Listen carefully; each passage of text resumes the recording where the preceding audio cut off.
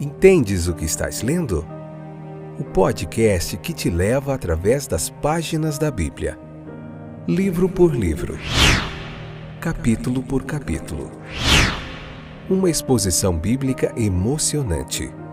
Aperte os cintos e embarque comigo nesta viagem.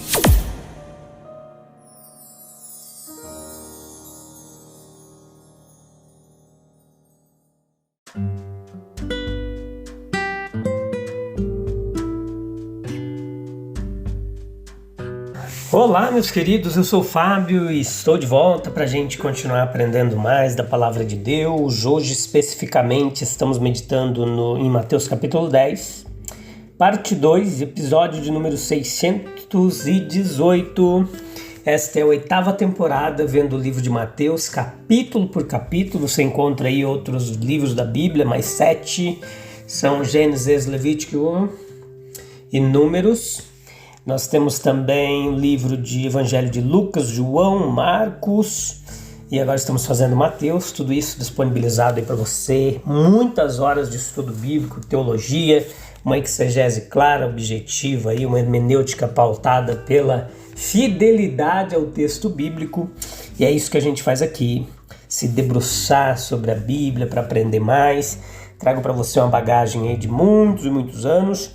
E a gente tem também outros eruditos e teólogos aí onde a gente medita nos seus escritos, nos seus ensinos, para trazer para você tudo o que importa aqui para o texto. Então, Mateus capítulo 10, versículo 5 especificamente diz assim: Jesus enviou os 12 com as seguintes instruções: não vão aos gentios nem aos samaritanos. Não sigais pelo caminho dos gentios e não entreis em nenhuma cidade dos samaritanos. Nós podemos encontrar razão para esta limitação da esfera dos apóstolos no fato de que esta era estritamente uma missão experimental, na qual eles deveriam aprender como cumprir a missão maior que lhes seria confiada posteriormente. Quando o navio de guerra está quase pronto para navegar, é necessário fazer uma viagem experimental. Mas então o seu curso é estritamente definido e limitado. Mas há algo mais do que isso sugerido aqui. O nosso Senhor, Ele realmente ensinou por meio dessas limitações que o trabalho de cada homem é estritamente definido pelo seu controle soberano. Veja que Ele deveria gastar as suas forças trabalhando dentro de seus limites, não se preocupando, nem deixando que ninguém o preocupasse, fazendo reivindicações fora dos seus limites. Uma das grandes fontes de irritação cristã é a pressão das reivindicações sobre os homens além das suas esferas próprias. O homem que é apenas um pregador popular se preocupa com as pessoas porque ele não ensina. O homem cujo dom é ensinar está preocupado porque não prega o evangelho e não salva almas. A verdade é que cada homem tem a sua missão específica definida pelo bondoso Deus. Cada um não tem nada a ver com gentios ou samaritanos, pois cada um tem sua esfera apropriada com o seu Israel. E ele é sábio se mantiver isso. Veja que a honra de fazer uma coisa toda nunca foi dada a um único cristão ainda. Não, nenhum homem jamais semeou, colheu todo o campo de Deus. Partes de trabalho são atribuídas a indivíduos. Pedaços do campo são dados a cada um. Raramente ou nunca somos sábios quando ultrapassamos nossas fronteiras, derrubando as cercas que cercam o nosso trabalho específico. Dentro de nossos limites, a esfera para todas as nossas capacidades. Esses homens do texto em particular, eles deveriam ir até as ovelhas perdidas da casa de Israel. Mas outros homens deveriam ir para os gentios e ainda outros para os samaritanos. Estes deveriam ir e pregar, e outros que o seguissem teriam que ensinar. Veja que alguns têm que cantar para Deus, outros escreverem para Ele, outros sofrer por Ele. Felizes aqueles que podem dizer: olha, eu faço alguma coisa, não estou de braço cruzado. As missões cristãs, elas estão de certa forma unidas em um único pensamento, num único plano divino. Eles se encaixam como peças de um quebra-cabeça de formato estranho e constituem o grande todo do serviço para Cristo. O versículo 10:6 nos chama a atenção quando ele se refere às ovelhas perdidas da casa de Israel. Quando nosso Senhor enviou pela primeira vez os seus apóstolos, ele os orientou a limitar seu ministério aos seus compatriotas. O próprio número deles, 12, sugeriria uma relação com seu povo como se fosse um escolhido para cada tribo. Privilégios especiais foram dados aos judeus. O fato fica evidente na própria existência do Antigo Testamento, no nascimento de Jesus em Belém. Um judeu é entre judeus. Veja que na nomeação de 12 judeus para serem os pilares da igreja, na pregação do reino, primeiro entre os judeus foi a ordem, na formação da primeira igreja cristã de membros judeus e na cidade de Jerusalém. Claramente Israel foi favorecido, como afirma o próprio Paulo em Romanos 3:2. Sem dúvida, a obra dos apóstolos foi dirigida em primeiro lugar para salvar os judeus. Cristo procura a recuperação daqueles que se afastaram. São ovelhas perdidas às quais os apóstolos são enviados. Os israelitas mais degradados deveriam ser os principais objetivos daquela primeira missão. No passado, Deus demonstrou uma paciência maravilhosa com Israel. Aqueles que uma vez conheceram a Deus nunca são esquecidos por Ele. Os cristãos caídos não são rejeitados pelo seu mestre. Embora eles tenham se afastado dele, ele saiu em busca deles. Ninguém é tão miserável quanto as ovelhas perdidas. Ninguém é tão culpado quanto aqueles que conheceram os privilégios de pertencer ao rebanho e o abandonaram. Ainda assim, mesmo para esses o evangelho é pregado. Não para eles isso vem em primeiro lugar. Cristo anseia, sinceramente, pela recuperação dos cristãos caídos. O trabalho missionário cristão, ele deveria começar em casa. Jesus, um judeu, primeiro buscou a bênção dos judeus. Ele chorou por Jerusalém e ansiava por salvar a grande cidade do seu povo. Lucas 19:41. Nosso primeiro dever é ressuscitar os caídos em nosso meio. Não podemos esquecer a nossa pátria, enquanto enviamos corretamente missionários para a África.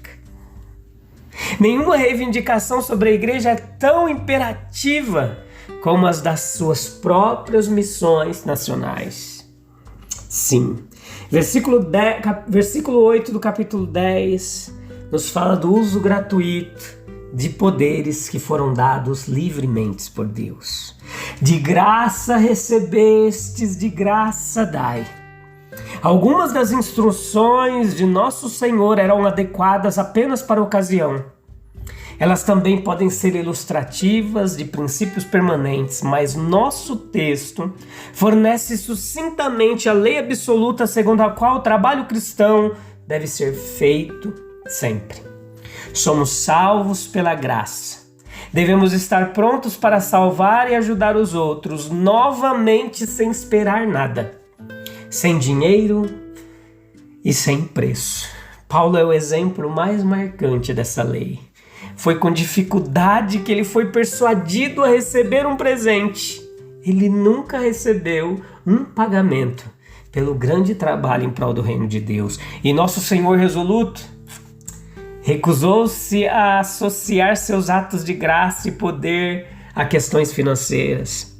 Prenúncios desse sentimento podem ser encontrados em Eliseu, lá no Antigo Testamento, que se recusou totalmente a aceitar qualquer reconhecimento pela cura que ele realizou no nome de Deus. Não é necessariamente contestar a doutrina de que o trabalhador é digno de seu salário, ou que aqueles que pregam o evangelho devem viver do evangelho. A questão é que se um homem se torna consciente de qualquer dom ou poder para a edificação que lhe foi concedido pela graça soberana, esse homem encontrará sua verdadeira alegria em usar o seu dom livremente, sem procurar uma recompensa. Nossos dons não são nossos. Esse é o ponto que precisa ser trazido para nós. Os homens não têm posse de suas habilidades. Eles não têm o direito de negociar com eles em seu próprio benefício. Nossos dons não nos custaram nada. A referência aos dons espirituais aqui. Entenda, Deus distribui a cada homem separadamente, como Ele deseja. 1 talento, 2 talentos ou 10 talentos, conforme lhe apraz, segundo a sua vontade. Nenhum homem pode comprar ou ganhar um dom espiritual. Isso Simão Mago aprendeu com uma repreensão muito severa. O nosso poder espiritual, característico de ajudar, curar, inspirar ou confortar os outros, nunca deve ser vendido. Isso eu digo para mim também. Nunca deve ser vendido. Isso é abominável. Mateus capítulo 10, versículo 13 ao 14 diz assim: se o lar se revelar digno, que sua paz permaneça nele. Se não, retirem a bênção. Se alguma casa ou cidade se recusar a recebê-los ou a ouvir sua mensagem, sacudam a poeira dos seus pés ao sair. O evangelho deve ser pregado, proclamado, anunciado a todas as nações. Mas cabe aos próprios homens decidir se lhe será um cheiro de vida para a vida ou de morte para a morte. Aqui o nosso Senhor dá uma grande lei missionária. Mantenha a responsabilidade dos homens pelas suas próprias decisões. Coloque a verdade diante deles, fale a mensagem para eles, use toda a sua capacidade persuasiva com eles, mas se eles não aceitarem suas palavras, repasse-as àqueles que aceitarem. Cada homem tem sua oportunidade. Em assuntos de negócio, nós costumamos dizer, ele perdeu a chance. A história das experiências do coração provavelmente revelaria que cada homem, pelo menos uma vez na vida, esteve no limiar do reino e decidiu se iria ou não atravessar aquela porta. A condenação dos homens é esta: a porta do reino foi aberta para você e você não quis entrar por ela. É nosso dever fornecer oportunidades. Fazemos isso pregando o evangelho a eles, por influência, por persuasão pessoal, por exemplo. Deus faz do homem seu agente, colaborador com ele. Obrigado, Jesus, por esse privilégio.